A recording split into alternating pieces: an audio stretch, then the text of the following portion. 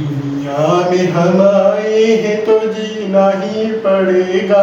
तर राम राम सूर्य, कशा? माझं नाव आहे हनुमंत आणि मी घरच्यापासून दूर जॉब करण्यासाठी पुण्यात राहतो. आता जेव्हा घरी राहत गेलो तेव्हा संडे म्हणलं की मस्त 12 पर्यंत झोपून राहत गेलो. पण आता एकटं राहायचं म्हणलं की सगळे काम आपल्यालाच करायला लागते. तर आता लई पोरं कमेंट करते तर हे काय बायाचे कामं करायला. तर पहिली गोष्ट, हे काय बायाचे कामं नाही, ते आपले आपले काम आहेत आणि आपल्यालाच करावं लागते. घर साफ करणं गेलं की घराचा उकांडा होते, मग उकांडा राहणार डुकरात आणि आपल्यात काय फरक आहे असं आमचे बाबा म्हणत गेले. कचरा म्हणलं की आधी मला बी जमत गेलं नाही, मी आईला म्हणत गेलो आई तू कायच काम करतो. पण आता एकटं राहिलेलं आणि मला कळालंय की आपल्या आईचं बी काम काय सोपं नव्हतं. आपल्याला तरी रविवारची बिवारची सुट्टी मिळते, पण आपल्या आईला तर ते बी भेटणार वर्षाचे 365 दिवस सारखं काम करायला लागतं. आता हे जेवढं हे फर्निचर तुम्ही बघला ते घर मालकाचं जुनं वापरलेलं फर्निचर आहे.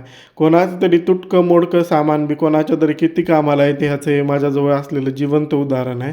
आता घरी होतो तेव्हा सकाळी झोपेतून उठलं की हातामध्ये चहाचा कप येत गेलाय, पण आता कळलंय की तेवढाच घोटभरच चहा प्यायला आपल्या आईला सकाळी उठून किती मेहनत करावं लागत गेली. मला अर्ध्या रात्री जरी उठून कोणी म्हणलं 40 माणसात स्वयंपाक कर तरी मी करतो, पण मला भांडे घासायचं म्हणलं की नको वाटते. पण आज भांडे घासलो नाही तर उद्याचे वांदे होतात म्हणून रितसर भांडे घासून घेतलो. आता लोक म्हणते तर बॅचलर लाईफ लय मस्त असते, पण जेव्हा तुम्हाला टॉयलेट साफ करायची बारी येते ना तेव्हा कळते हे काय मस्त असते आणि काय भारी असते. सगळं काम झालं की शेवटी आंघोळ बिंगोळ करून मस्त असं देवाची पूजा करून घेतलं की दिवस मस्त प्रसन्न आणि पूर्ण पॉझिटिव्ह जाते. शेवटी इतकंच सांगायचंय की स्वतःची लाईफ स्वतः जगण्यामध्ये, स्वतःची लाईफ स्वतः हँडल करण्यामध्ये जो आनंद आहे ना तो इतर कुठल्या बी गोष्टीमध्ये नाही. जिंदगीचा खरा अर्थ मला आत्ता कळायला लागलाय.